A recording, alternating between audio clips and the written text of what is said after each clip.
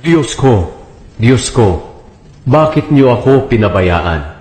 Bakit kay layo niyo sa akin?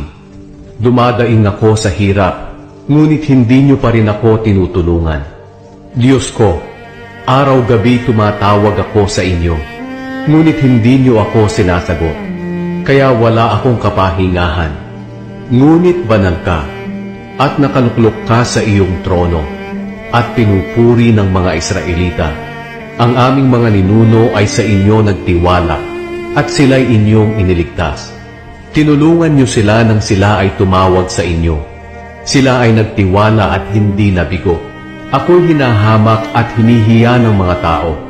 Sinasabi nila na para akong higad at hindi tao. Bawat makakita sa akin ay nangungutya, nangaasa, at iiling-iling na nagsasabi, "Hindi ba't nagtitiwala ka sa Panginoon? Bakit hindi kanya iniligtas? Hindi ba't nalulugod siya sa iyo? Bakit hindi kanya tinulungan?"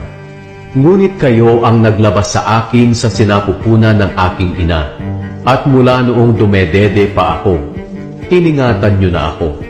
Mula kapanganakan ko nakadepende na ako sa inyo, at mula noon, kayo lang ang aking Diyos.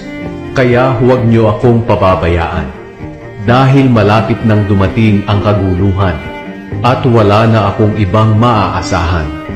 Napapaligiran ako ng maraming kaaway, na para bang mababangis na mga toro mula sa Bashan. Para rin silang mga leyong umaatungan, at nakanganga na handa akong lapain.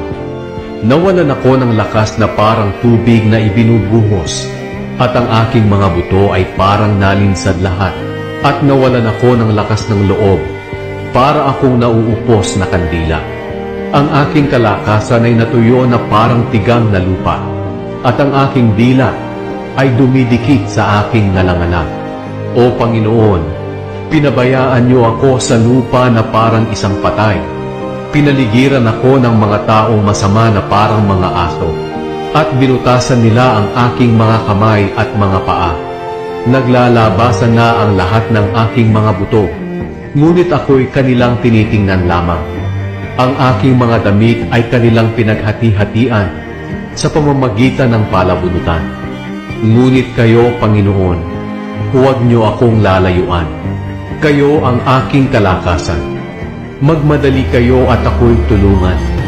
Iligtas niyo ang buhay ko sa espada ng aking mga kaaway, na tulad ng mga pangil ng aso, o mga kuko ng leon, o sungay ng toro.